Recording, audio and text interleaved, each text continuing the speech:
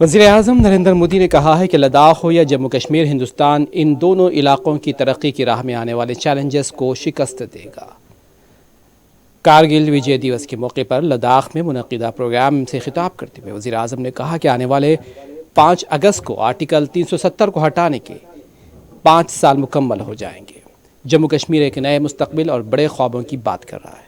वज़ीर-ए-आज़म का कहना था कि टूरिज़्म शोबा और इंफ्रास्ट्रक्चर की तरक्की लद्दाख और जम्मू कश्मीर में तेज़ी के साथ तरक्की कर रही है।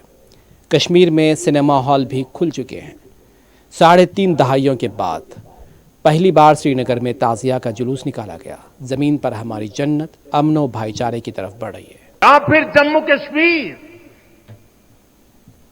विकास के सामने आ रही हर चुनौती को भारत परास्त करके ही रहेगा।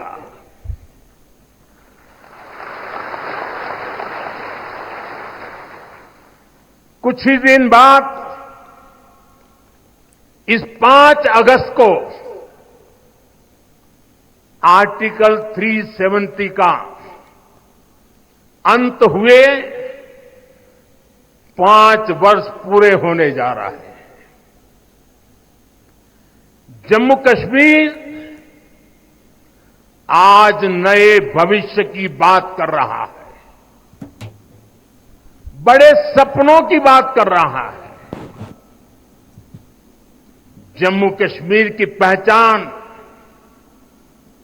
G20 जैसी ग्लोबल समिट की